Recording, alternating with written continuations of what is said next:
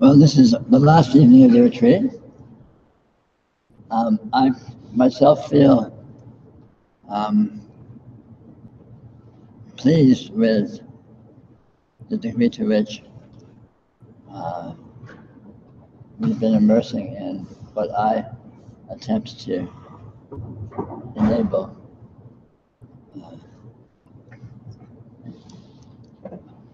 And what you take out of this will be whatever it is for you.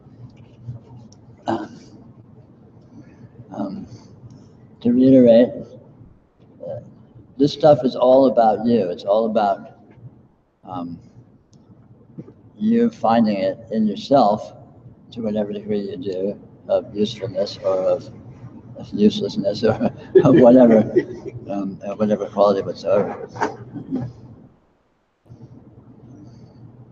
And of course you will. Did you check your thing to see if it's broadcasting? I'm broadcasting. It seems to be falling off. I'm broadcasting. And I'm sorry, what was I saying? Not just interruptions. I can't work under these conditions. The love you take is equal to the love you make, bro. Oh.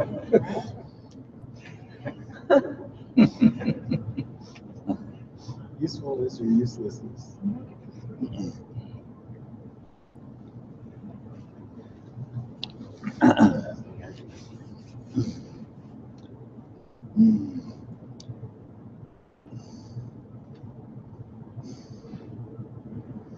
So, anyone have any issues they'd like to touch on? Speak now or forever hold your peace? Or not, until next time?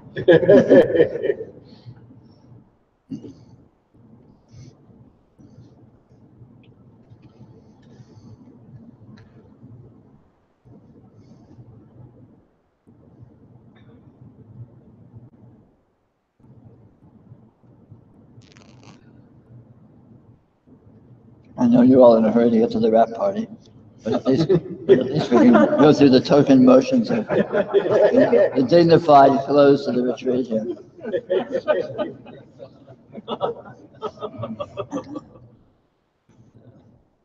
You know it so well. Well, I know myself, so I'm just assuming for better or worse that you're probably more or less similar. I hear they have a disco ball.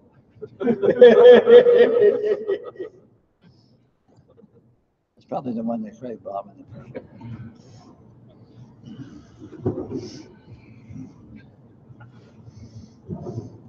There's not a lot of take home with this stuff. Ideally, there's no take home because there really isn't anything other than what there is. There's no added information. Ideally, there's no buzzwords. Ideally, there's no, there's really nothing other than just this. But of course, just this isn't just this, which, I guess that's the take home, is that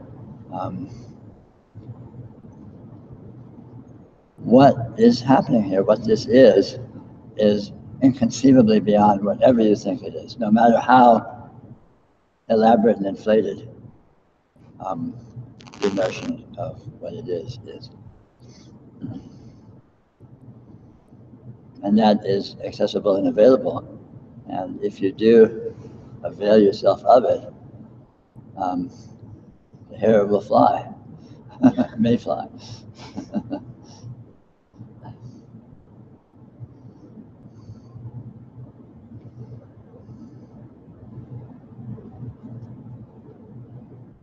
I had a really weird, I wouldn't call it an experience because it's still kind of happening right now at lunch.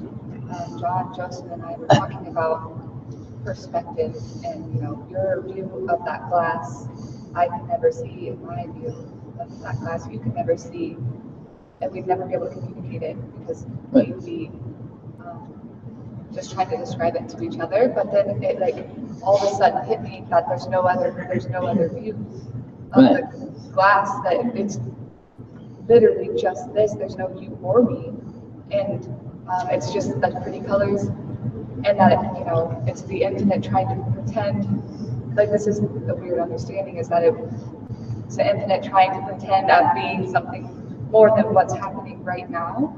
And I've just been really disoriented ever since because I haven't been able to see like beyond what's happening right now. Good. There's no beyond. Yeah. Very good. It makes like conversations kind of hard. Yeah. Well, you can fake it though. Yeah, you can. The past, it's there, but it's like really ephemeral now. Like I have to pull at it. Yeah, And you there's no do. future. Yeah, that's the truth.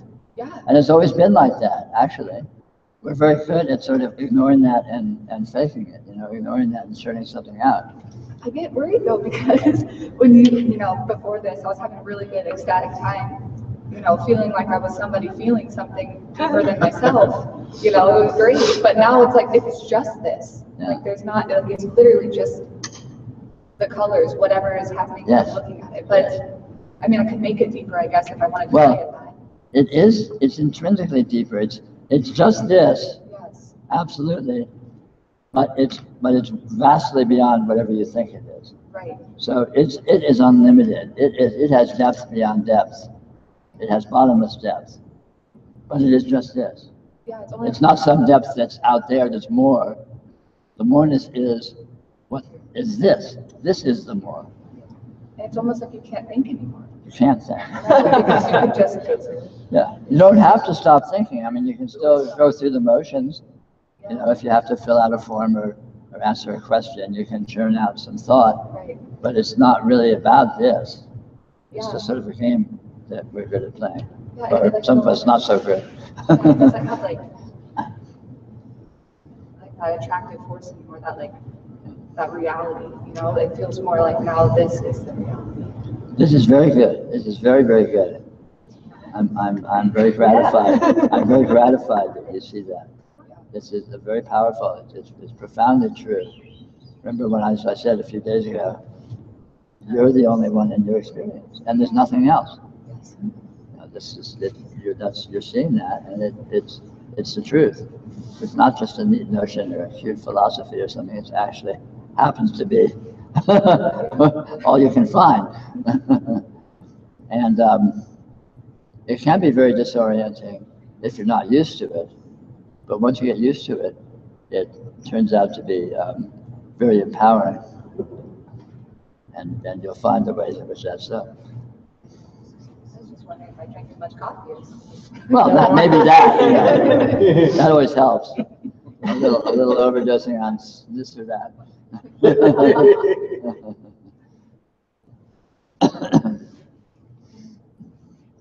Very good. That's wonderful. Yeah, the yoga's kicking in when to some degree or other the rug feels like it's being pulled out from under you. But even if it doesn't feel like that, just exploring this, just feeling this is transformative. And again, this all works sort of under the table. It works behind the scenes. So you might not notice anything's going on, but slowly but surely the termites are gnawing away at the wood, and the whole thing's going to collapse before long.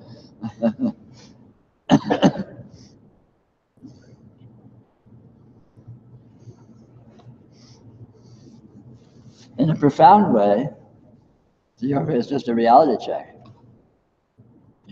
We're so used to augmenting what we think is going on, what we think we are, and what we think the world is by our thought. And we do it transparently. We take it for granted. We don't even know what's going on. It's just normal. But if you look, well, wait a minute, what is really here? What do I know for sure that is actually here? Is tomorrow here? Is yesterday here? Is there a past? Is there a future? Is there an out there? Is there, can you actually find anything like that? And you can't. So it's just sort of, well, call a spade, see what's actually here, and then recalibrate to that, and then work from there. And then everything falls into place in a true perspective. And you see, oh, the past is, an imaginary reconstruction of memory that happens now. The future is a projected, expectation of possibility that happens now. And so that's what the past and the future are. The past isn't some thing that happened, it's past time. The past is simply this imaginary, this incredible creative power of consciousness that happens now, and so on and so forth.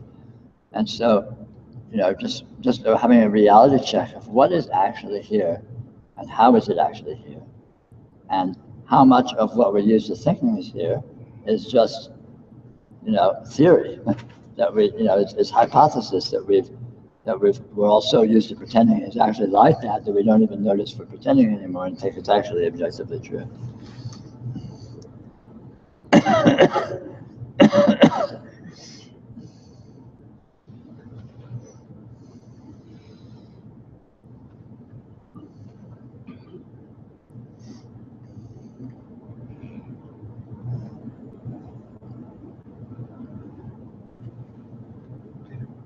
I think that one of the most powerful things for me is when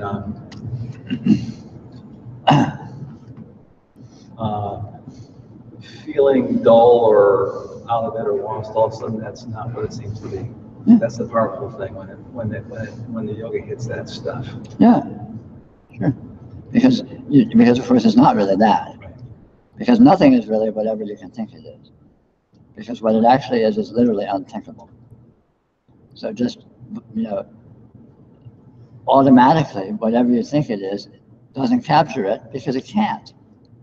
You could have the most inspired, ingenious conceptualization possible, and it would still be completely inaccurate because what is here is unthinkable. It's unresolvable, it's infinite, it's paradoxical, it's multidimensional, it's instantaneous, it's infinitely dynamic, blah, blah, blah, blah. And how do you possibly form a thought that can capture that and solidify it or concretize it, without heavy-handed editing, which is of course exactly what we do. We oversimplify. We create a caricature of what we think is going on that's simple and manageable and describable, and then we describe that and pretend that oversimplified describable condition is what's happening, but it isn't. It really isn't, and it's actually quite obvious that it isn't if you have the wherewithal to look and notice it.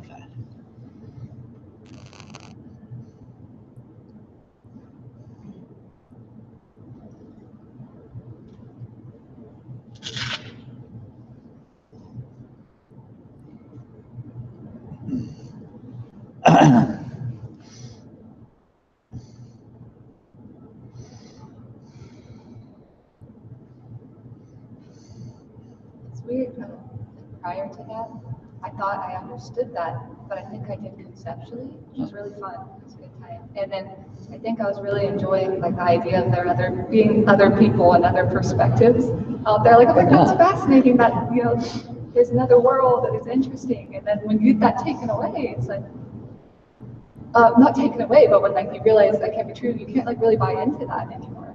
So it's a hypothesis. Yeah. It's not necessarily not true. It's not necessarily mean that there aren't other people, but not for you. You can't know them because you are the sole inhabitant of your universe. And as far as you don't know if there's any other universes.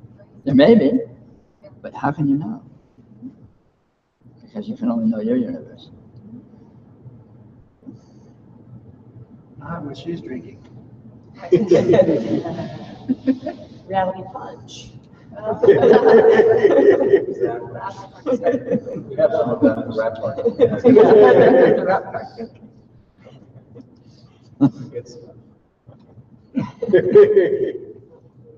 And this, what you're talking about illustrates the difference between getting it and really getting it versus seeing it. And seeing it is powerful. It's a whole different thing from just getting it and oh, that's neat, and I can see that's true.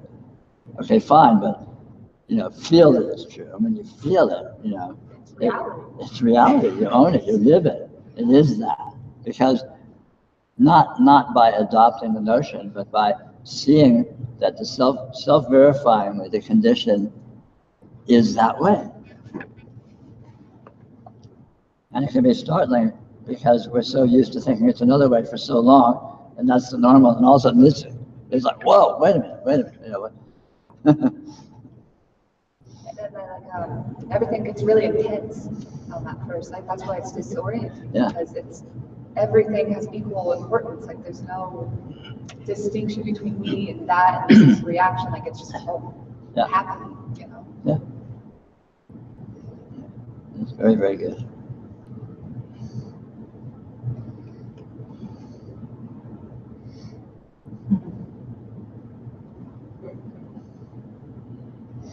So I played with thought as just being a field of radiant presence. And it's really interesting. I mean, it does, it like completely wipes out.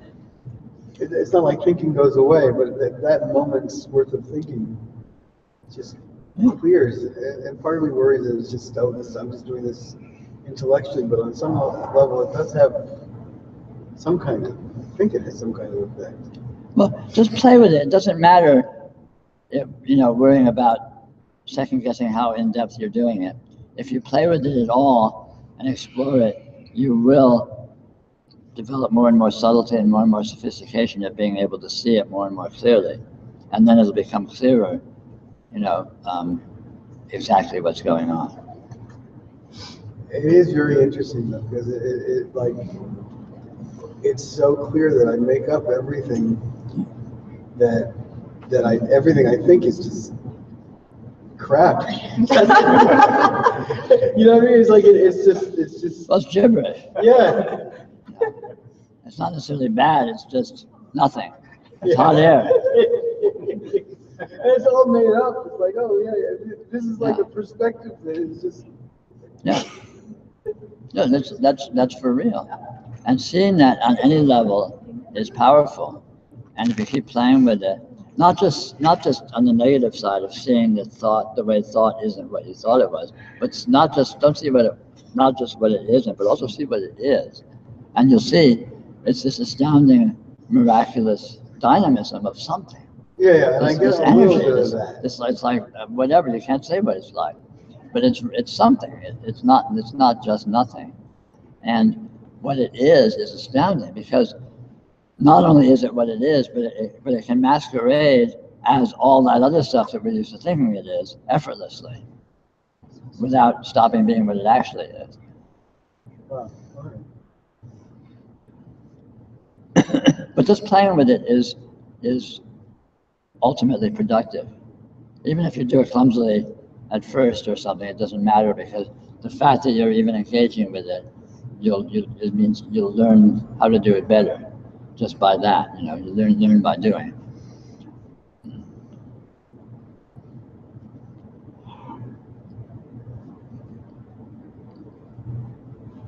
So this sort of like, sorry, I'm like kind of calibrating. No, it's great. The amorality that kind of comes around, it's because like emotions really don't have that much substance anymore. So there's nothing to guide morality. There's just what's happening and whatever comes naturally out of that. Yeah. So well, there's the inherent morality of your nature, right, which is all there ever was. I mean, people are always just following their own morals, whether or not they're good at pretending otherwise. Good at lying or good at spin doctoring or whatever. I guess there's just not the emotional attachment to what you think should be happening. Right. So Yeah. that makes it amoral. Yeah. Well, it is. It's truly amoral. Yeah. But not in a sense, not in a bad sense, just in a true sense. Right. It's the way it's always been. It's always been amoral. Everyone just follows their own nature, follows their own morality, and everyone's nature is different. In some cases, slightly different. In some cases, radically different.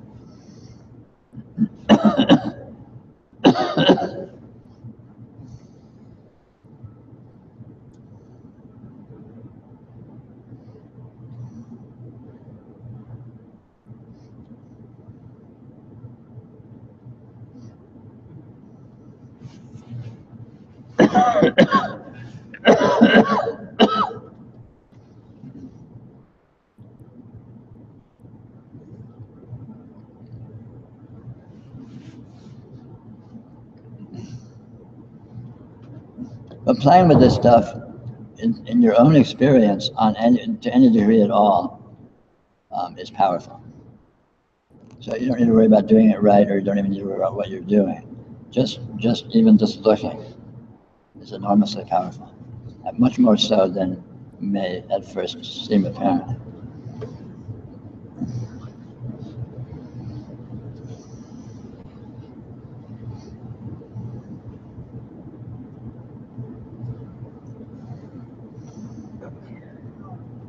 Monopolize it, but No, no. one more question. I thought that I was understanding this and the yoga was really very, very, very helpful.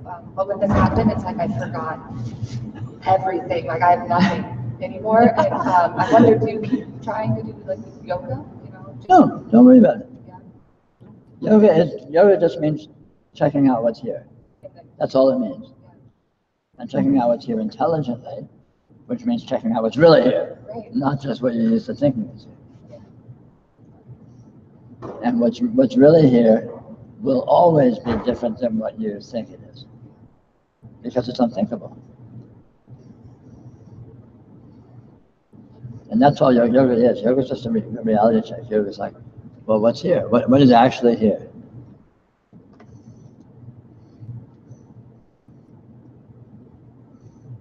Thank you, Ken.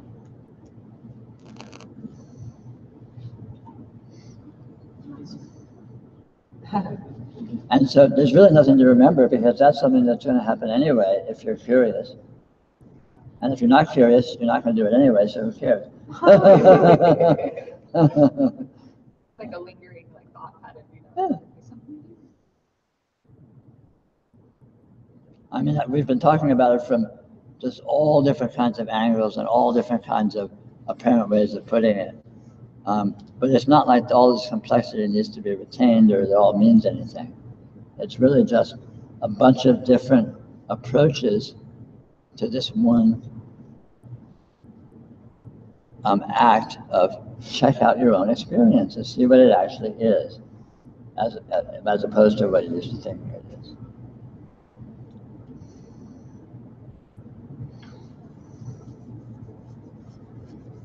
And experience does all the work. Experience does all the teaching. Experience does all the showing. You don't need to remember any philosophies to guide you, or that's going to be the answer. Experience is the answer. The answer is right here. So by looking, you get the answer. It's abundantly clear to me when I try to relate it to someone, to compare it to someone. The reflection is, what are you talking about? How do you think I feel? And it's true. What are you talking about to a certain extent? Yeah, it is. It totally is. Yeah, you have to try to relate this stuff to people, even interested people. You have to be a really good bullshitter. And the best way to relate it is to shut up and just enjoy the show. Sure. Maybe, yeah, whatever. I mean, people follow their nature. Some of us can't keep our mouths shut. Well, that's what's so cool about this environment for this anyway. Michael has this drawing of a series of icebergs. And of course, at the top, they look like a bunch of individuals. But as you go down into the water, they spread out. And underneath, they're all connected. Yeah, nice, yeah. So it's all one piece of ice. Yeah. It's kind of like another doorway on trying to hold on to the philosophy, like defining your Yeah. infiniteness. Like Yeah, oh, that's yeah. a huge doorway. That's Oh, yeah. like And we're so used to doing that. You know, we're so used to orienting to our spin doctrine and our rationalization and our justification about what we are and what we're doing and what's going on and all that stuff. And even that's fine. Doing that is fine. It's just not true. Yeah. It's like playing a game. It's like playing a role. And it's fine to do, and in fact, in some circumstances, it may be useful to do. But don't believe your own PR. Use your PR to sell yourself, but don't believe it. That's like the downside of cosmic narcissism. Is like really buying your own like story. Oh yeah. Well, and that's what most of us do. That's what people routinely do. That's sort of normalcy.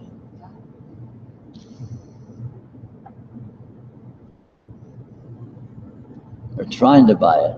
I think it's hard. Everyone knows they're faking it, so everyone has this, at their core, has this horrible dread of being found out. I know I'm lying. No, I hope to God no one else knows I'm lying. I'm trying to forget I'm lying, but I am. I know I'm lying, and oh my God, it's horrible. You know, it's like, where can I get a drink? Whatever.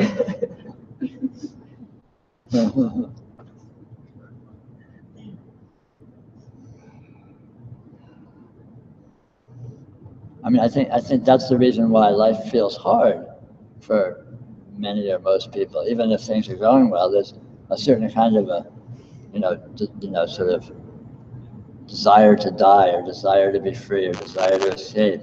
And what is being escaped from is this tension of continually having to maintain that you have a clue, when in your heart, fundamentally, you know you don't. You know, and so there's a dread, probably unconscious, but there's a dread of being found out. You know, someone's going to find out that I'm faking it. So.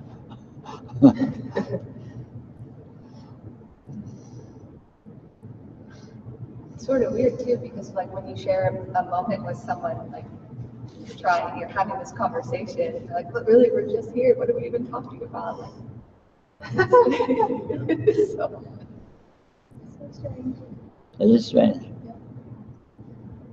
But you have freedom to be with it any way you want, or any way you're inclined to. And it doesn't change anything. So, you know, you can have all sorts, you can go into all of these dances and play all these games with people, and it's no harm, no foul, because it's just games, you know. So you can pretend people understand you, and they'll pretend they understand, you know, they'll pretend you understand them, and we'll pretend we're having a conversation and we're relating. And we'll even, like, you know, laugh smile at the right times and say "oh" at the right times. It's all a game. It's all a game that we know how to play. Is all it is. That's all it ever has been. Actually, not having a clue turns out to be the cool thing. Well, it does, because it turns out that that's empowering. Because the truth, which is being called cluelessness, is actually actual, which makes it powerful. Whereas the falsehood, which is all this pretense, is not actual. It's a sham, so it's not powerful. Actuality has power. Reality has power. And so, you know, seeing what's really going on is empowerment. You're plugging into the truth, and the truth dominates falsehood. You know, it disproves it, it invalidates it. Falsehood can't stand up to truth because it's not true. So. This may come across as contradictory what you said. I don't really mean it that way, but I have the sense in human communication, so-called, that at the same time, it's like you described this kind of game, you know, holding up these perspectives that can't be held together and exchanging them in this way. And at another level, there's something just fucking amazing about human communication. Oh, yeah. To me, it's like one of the ultimate displays of intelligence that seems to be, say, occurring with a kind of,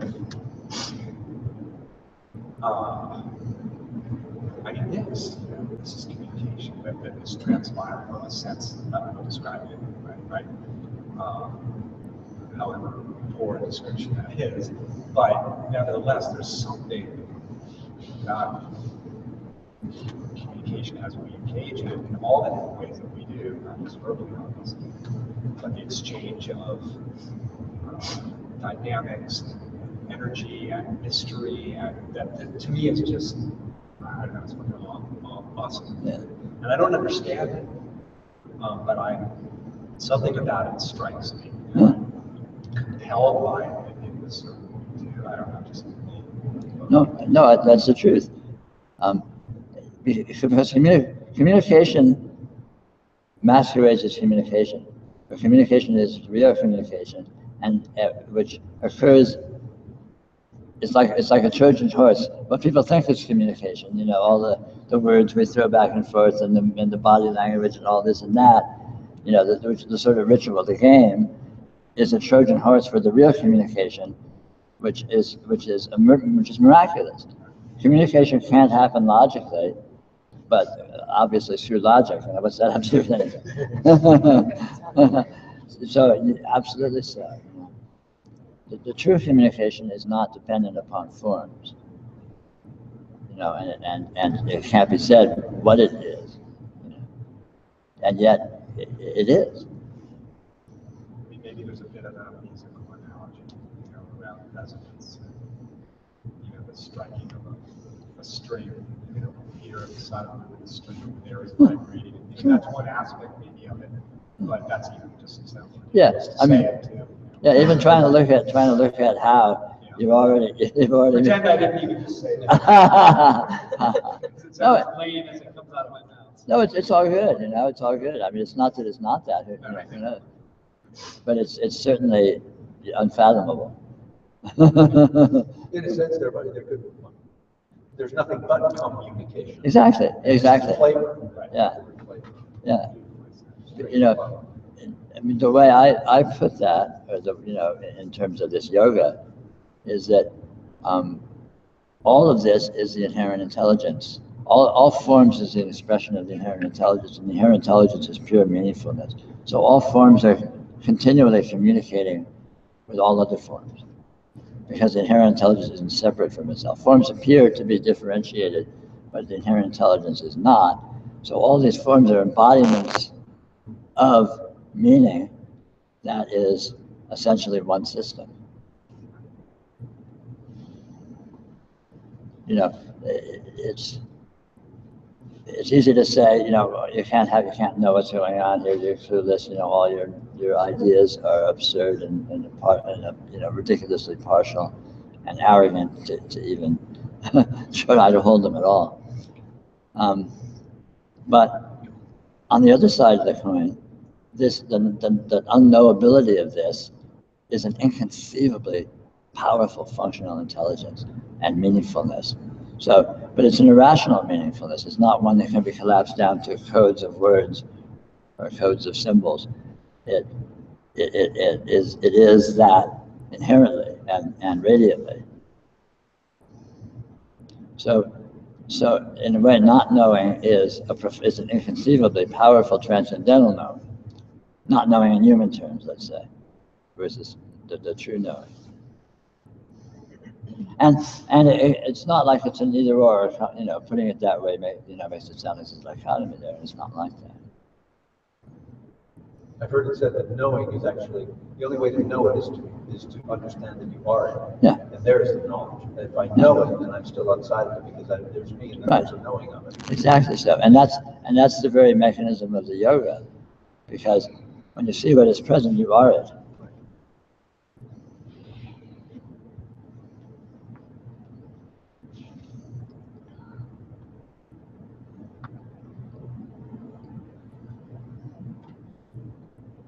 What's kind of cool is like when the conversations are happening, instead of paying attention to all the words, like you're soaking in the beauty of everything, like that facial expression you made, or like the color of the sun that's coming through. Like it's not meaningless and like devoid of anything just because it's not real, but it is. It's like you get to enjoy the art even more because you're not sitting there trying to make the context of it, make it matter, you know? It's just like, oh, this is happening, this is great. Yeah. I don't know what we're saying, and I forgot what we just said, but Yeah. it's a beautiful moment. Yeah, the immersion is the real content. Just the immersion in it. Yeah, the dance with it, the flow with it. That's, I think that's what you're teaching us, what the yoga is, you know, segue into being with it instead of with yourself. Yeah. But it's noticing that you are with it, and pretending you're not. All this elaboration, you've always been with it. You know, it's impossible to not be with it because that's all there is. But you know, we all have a lifetime history of pretending otherwise with all these complications in human perspective and all that. And so again, it's just sort of a reality check. I'm noticing. Oh, Look what's here. Look what's been here all along.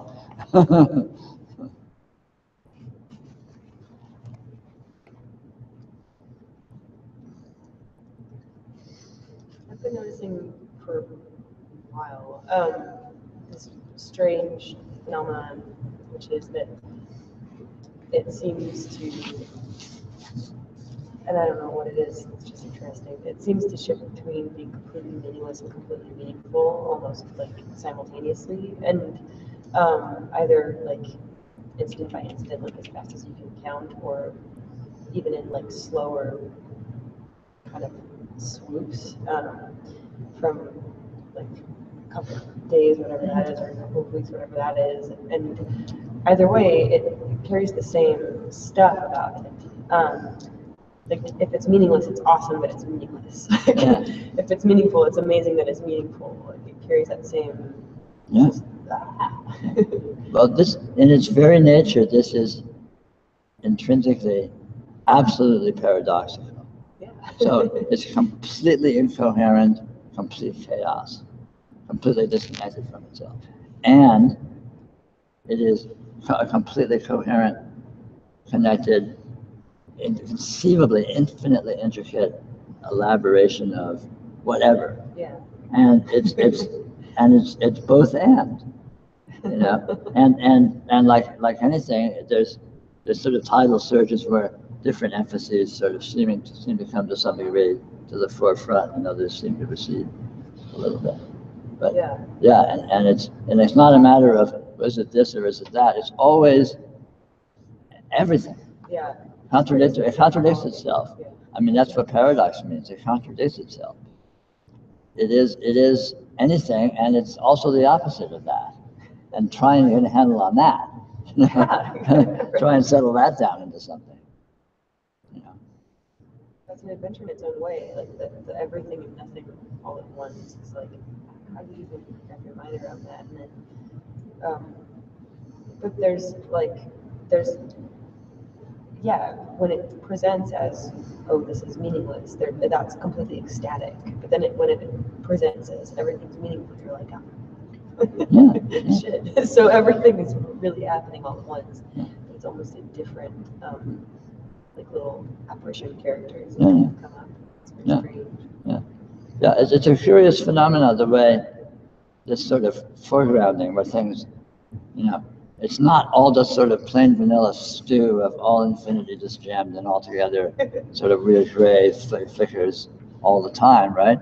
You know, seeming coherences rise and seem to have power, and then by contrast with other aspects which seem less apparent, and then the tide's always changing. It's like watching the waves at the beach, you know, the waves rising and falling, you know, and so on and so forth.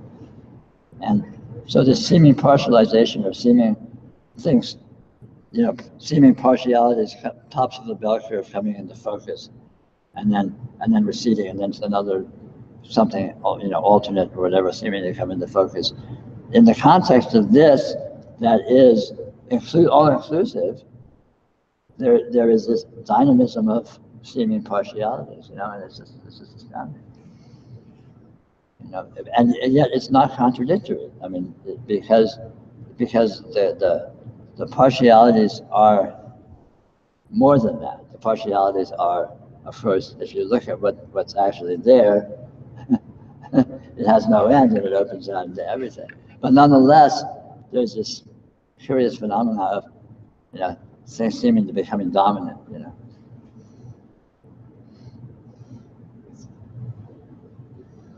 Because they can't get a handle on any of this. That's the reason why I use the analogy they could fall off the cliff. Yeah. That's not the only reason, but yeah. Well, what's the other reason? The other reason? The falling off the cliff thing, it's like, I'm curious about that.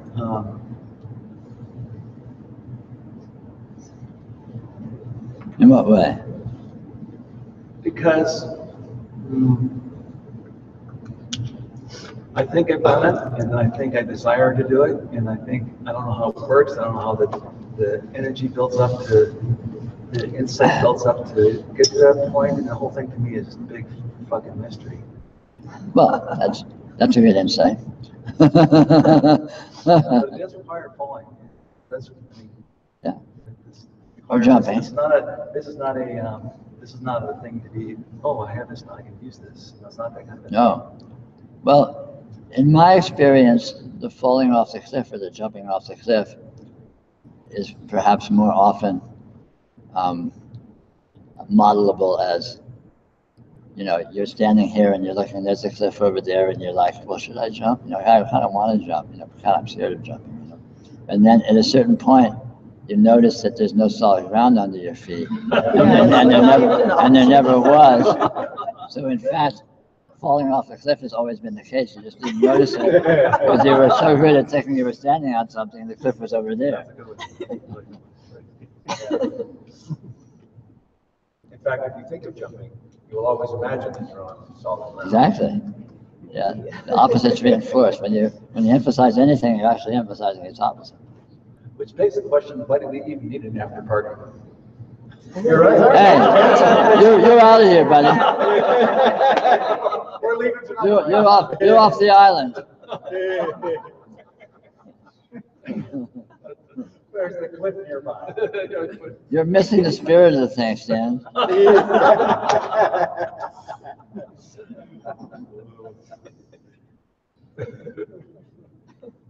When you said everything, it was light, like including sound and touch. I was really trying to connect through that today during yoga. And, you know, I thought it was because I was feeling into it, but I realized I was putting like human emotion into it, trying to interpret it with my emotions, and then those dropped away. And at first it felt like really empty, but then it lets you be with the phenomenon so much more clearly and without effort. Like you don't have to, I had to think about it before I thought I was thinking about it. Yeah. But it's in a way less dimensional in a human sense, but you can go so much further. Yeah, it's funny, isn't it? Yeah. It's very funny. There's, when you see it directly, it's an absolute infinite intimacy, and at the same time, it's not anything, and it's more than anything. You know, and again, and it's not that doesn't make any sense, but it's not about making sense about it. It is what it is.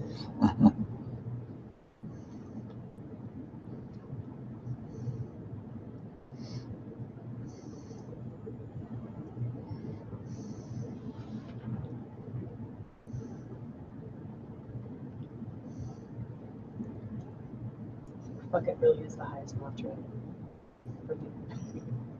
It's profound. It is. It goes all the It's like way. giving up this, like, yeah, It's profound. human emotion thing Yeah. where you kind of sense this urgency. You just, It's profound, and it's got attitude. yeah. It's a win-win. Yeah. It's everything. None of these milk toast mantras. None of this mediocre plain vanilla profundity. We want the balls in profundity.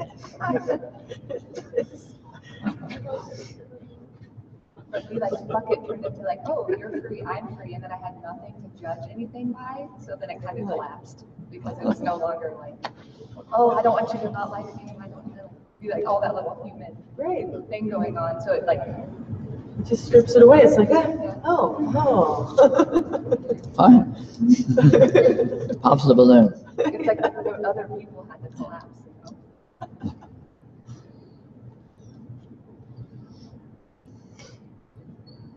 Yeah, I'd ask you all to get out of my universe if you were actually here.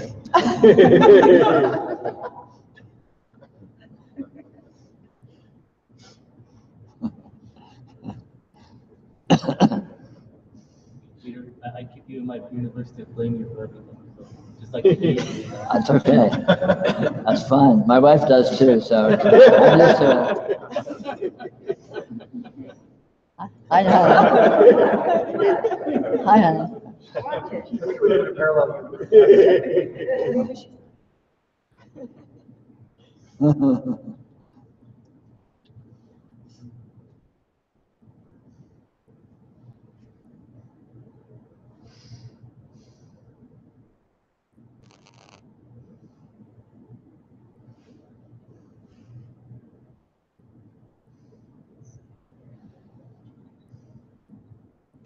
Well, it's almost time for awards.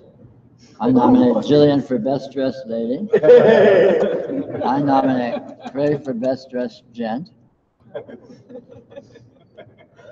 I nominate who for what?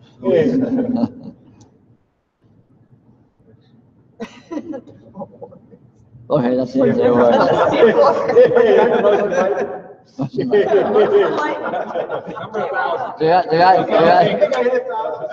guy who thinks he hit 1,000 gets the biggest asshole award. I heard they have more than 1,000. Oh, I hope so. The Spinal Tap version.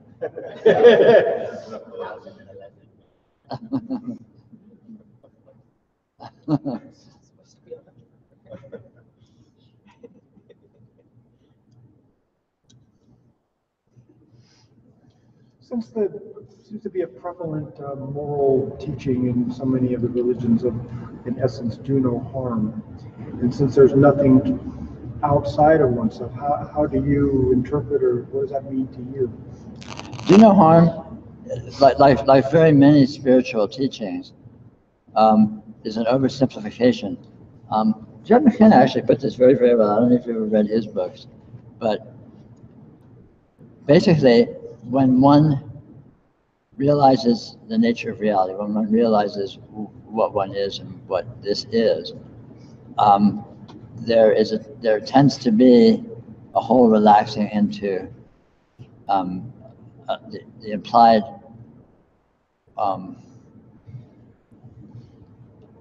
modes of function that resonate with the nature of that. So, realized beings tend to be generous. They tend to be harmless. They tend to be good looking. I don't know, but anyway, so you can make a list of a bunch of categories that you can make a list of categories that follow with that. And the mistake of a lot of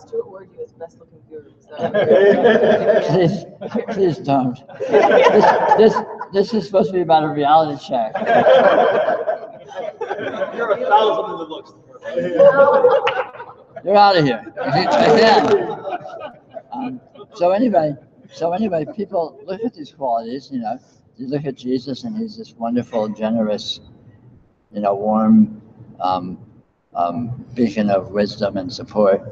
And everyone says, well, I want to be like Jesus, so I'm going to try to act like that. I'm going to try and be a beacon of support, and I'm going to try to be generous, and I'm going to try to be one. But you're missing the point.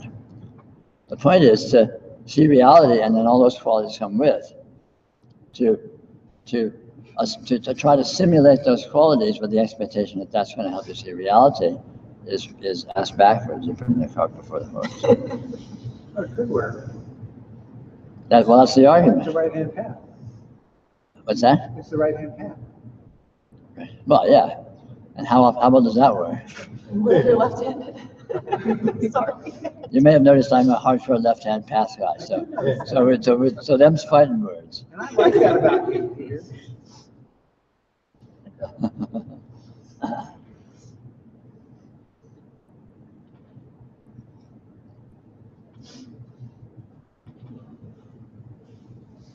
So anyway, so in short, it's not by simulating the qualities of realization that one finds realization. It's by discovering the truth, and then all the qualities come with. I mean, as a rule of thumb, it's all very well and good to aspire to, superior functionality, and so on and so forth. But that's about social smoothness. That's not about realization.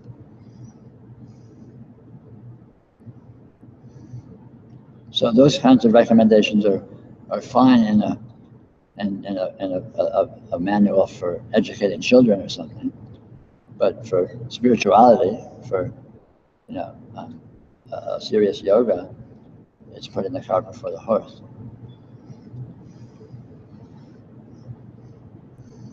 And a lot of spiritual paths, at least these days, and perhaps through all time, are guilty of this.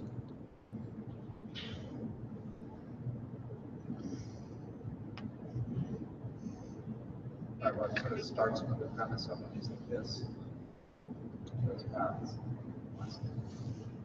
So one must generate something other than this. Yeah. That is supposedly better. Yeah. And then you're that's samsara. That's the very root of samsara.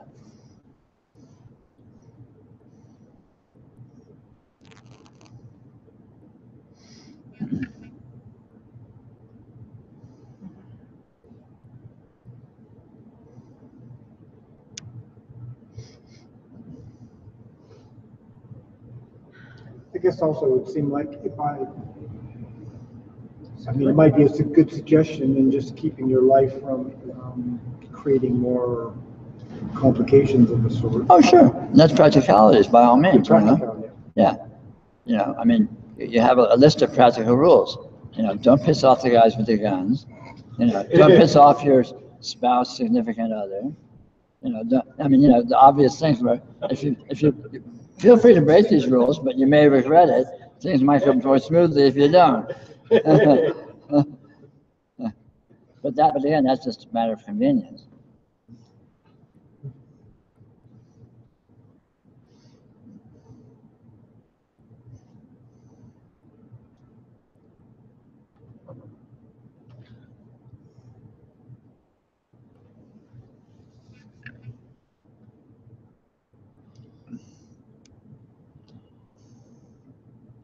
I'm waiting for you all to say it's Miller time. I'm not going to say it until there's a consensus. You've always said it's always Miller time. It's always Miller time. Okay, someone said it.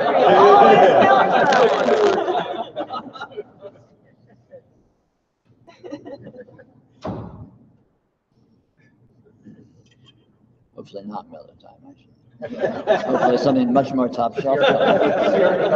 Oh, dude. I can work with that. I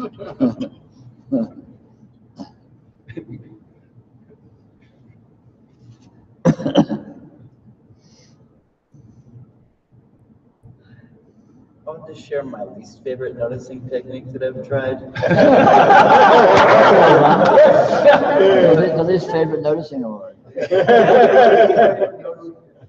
For every thought, to repeat it mentally in a mocking tone. Laughing and pointing derisively. I've always done that all my life.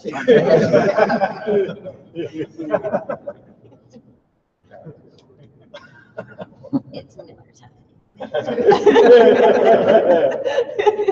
I don't get it. And then put asshole after.